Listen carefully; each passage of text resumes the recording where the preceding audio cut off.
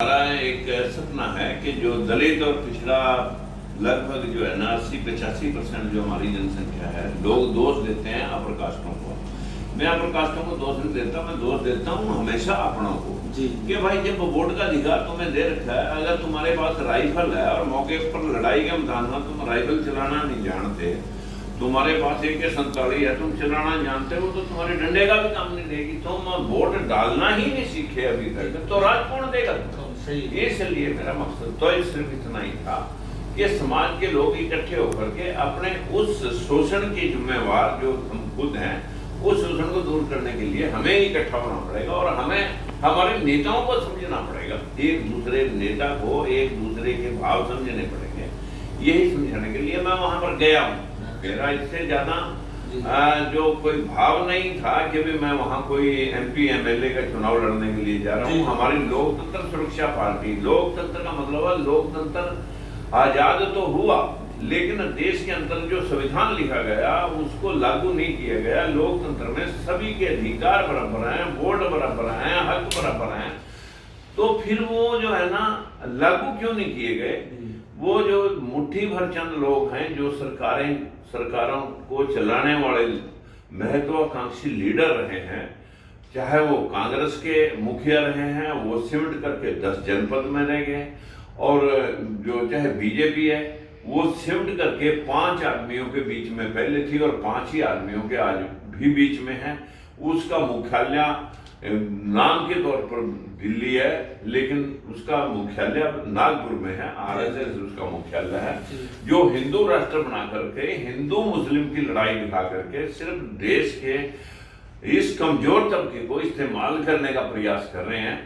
हमारा मकसद, हम भारतीय हैं, मूल निवासी हैं।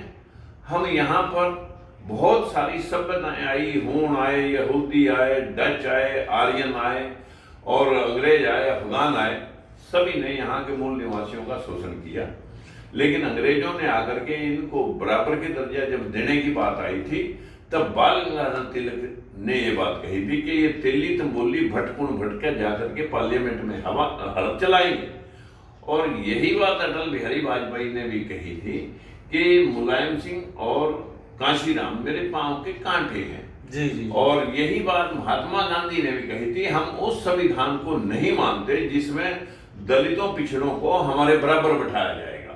इस प्रकार की व्यवस्था में जहां देश में ऊंच और नीच होगी, वो देश कभी भी तरक्की नहीं कर सकता। हम अपने राष्ट्र निर्माण के लिए काम करने वाले लोगों को अछूत समझ रहे हैं, उनको हम नीच समझ रहे हैं, और जो लोग झूठ बोल करके राजनीतिक रोटियां सेक रहे हैं या मंदिरों मस्जिदों के पाखंड के माध्यम से इस देश को गुलाम बनाने के ऊपर 80% लोगों को गुलाम बना रखा है। जहां जहां गौतम बुद्ध की शिक्षाएं गई, इस देश में गौतम बुद्ध के बौद्ध भिक्षुओं का कत्ल हुआ। 100 स्वर्ण मुद्राएं पुष्यमित्र संघ के द्वारा दे करके यहाँ पर सारे बौद्ध भिक्षुओं का जो यहाँ पर उन लोगों का कत्ल हुआ।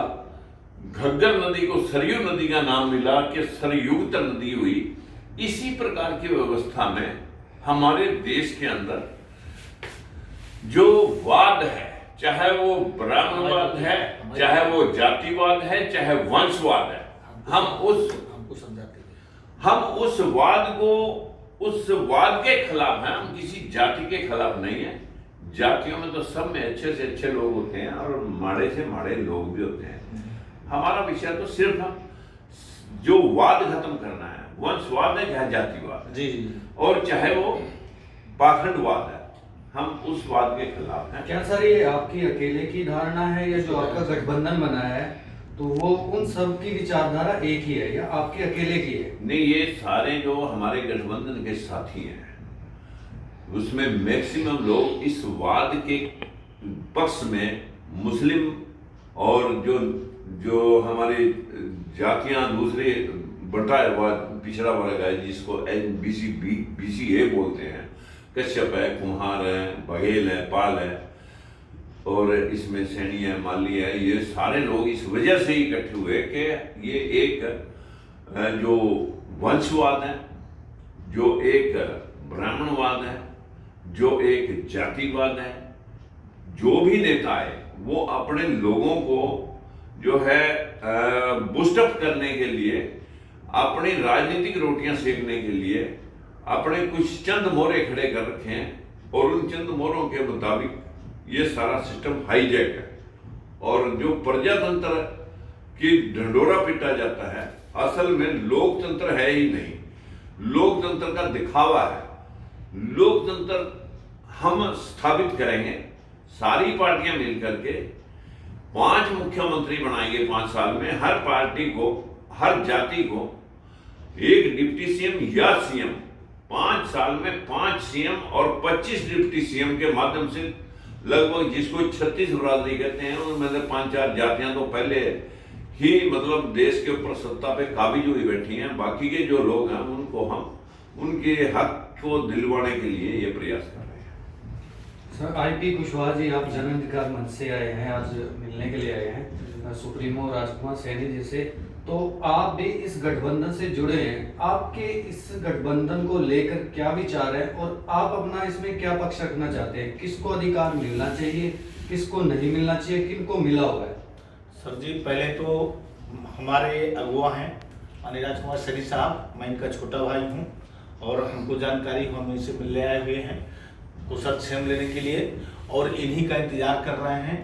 इन्होंने आकर के उत्तर प्रदेश में जो अलग जगाई है, छोटे छोटे दल तो बन करके बिखरे हुए हैं, जिनको आज तक शासन सत्ता में भागीदारी नहीं मिली है, उनको इकट्ठा करने की उत्तर प्रदेश में जिन्होंने बीड़ा उठाया है, हमें बहुत अच्छा लगा और सब लोग इनके स्वस्थ होने का इंतजार कर रहे हैं। वरना अभी तक बहुत दूर चले जाएंगे, हम चले जाते हैं, और जब ये स्वस्थ होंगे तो हम आएंगे। हमारा भी मिशन है कि जिनको आज तक शासन सत्ता में भागीदारी नहीं मिली है, तो हमारे माननीय जी के द्वारा जो महागठबंधन स्थापित किया जा रहा है, हम उत्तर प्रदेश की सभी जातियों को, जितने भी गठबंधन है जिनको शासन सत्ता में भागीदारी नहीं मिली, उनको इकट्ठा करके आपके नेतृत्व में, माननीय सैनी साहब के नेतृत्व में, इनके दिशा निर्देशानुसार और हम सब लोग एक विकल्प के रूप में देना चाहते हैं जनता को।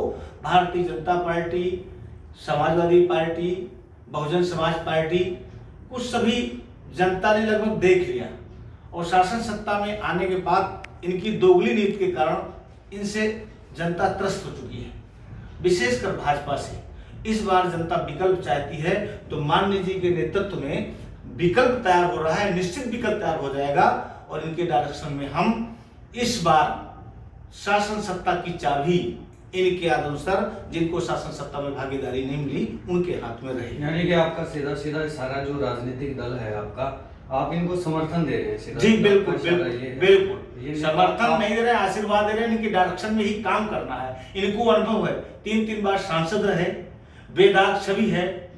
इन्होंने जो संघर्ष किया पिछड़ों के लिए, दलितों के लिए, और बिना लालच के अगर चाहते तो भारतीय जनता पार्टी में सुख से रहते, लेकिन इन्होंने दलितों पिछड़ों के लिए जो त्याग किया है, जो बलिदान दिया है, और इनका जो लक्ष्य है, महापुरुष जिस मिशन को लेकर चले हैं, उस मिशन को ये मंजिल तक पहुंचाने के उन्होंने बीड़ा उठाया है।